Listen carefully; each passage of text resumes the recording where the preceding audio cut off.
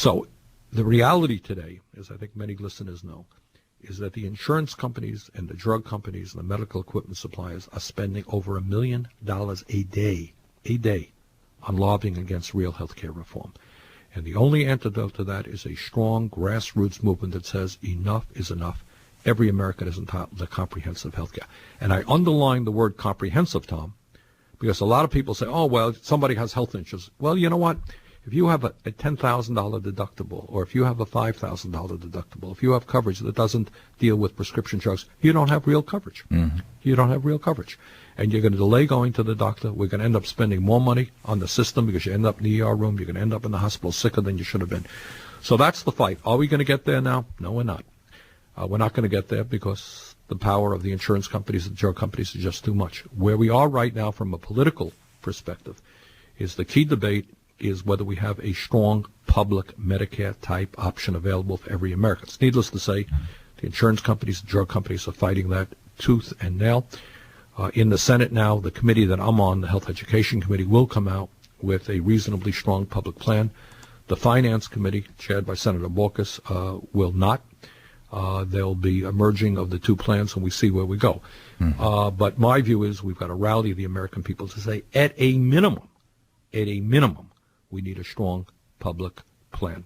I'm curious, Bernie. We Americans hear about lobbying all the time, but I don't know that most people. I think for most people, it's just a total abstraction. As a United States Senator, what does it look like from your end, or what does it look like from the end of your colleagues who are perhaps more receptive to these lobbyists than you are? That's a good question, Tom. And I want people, for me, I got to, in all honesty, tell you it's a little bit different because my politics are so well known that I think the last time a pharmaceutical company representative came into my office, I was in the House, not in the Senate. We threw him out. We literally threw him out of the office.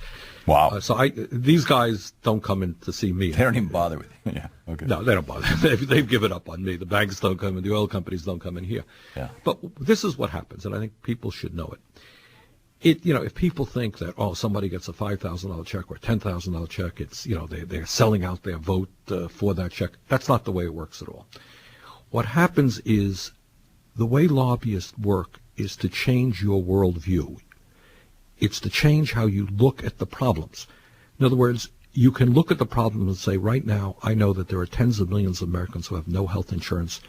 They're staying on a job they don't want to stay on because they have decent health insurance. People are dying. You can look at the world that way, or you can look at the world from the perspective of your very good friends, your former colleagues perhaps, people who are helping you out in your campaigns, who happen to represent the drug companies. And then you begin to see the problems that the drug companies have. You begin to see the problems that the insurance company has.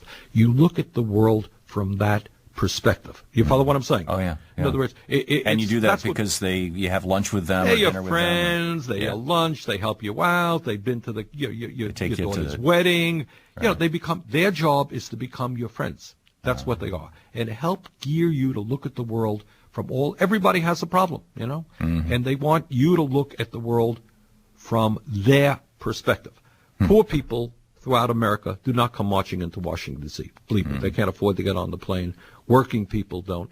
The unions have representation here, and there are good environmental groups and so forth and so on. But clearly, the dominant lobbying forces are the pharmaceutical industry, which on a given day will have if they need them, they will have thousands of people here. Thousands of well-paid lobbyists. For 535 members of Congress. Exactly. And then what they are, some of these guys are former leaders of the Republican Party, former leaders of the Democratic Party. So they come in and say, hey, Joe, how things going, how's the wife and the kids and all that stuff. Remember that we had a great time 20 years ago when we were working together? Yeah. So you have that.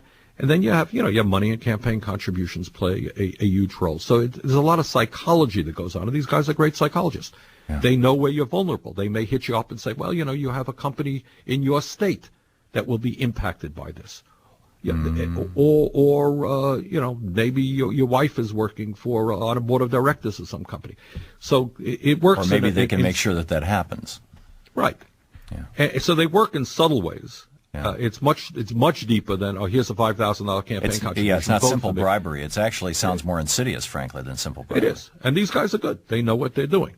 And so it's more complex and subtle than I think some people think. Yeah, boy. And I don't know if you saw the piece I wrote about this for Common Dreams last week, but it looks like the Roberts Court in September is getting ready to blow just a huge hole in the restrictions on corporate donations to federal campaigns. And it's downright scary. I'll email it to your staff. It's some extensive quotes from some of these members of our Supreme Court right now that I think will curl your hair. Anyhow, Senator Bernie... I don't have much hair to curl. That's the only problem. But what you have. Yeah, what you have looks pretty good, Bernie. Bernie Sanders is with us. He'll be taking your calls for Senator Sanders right after this.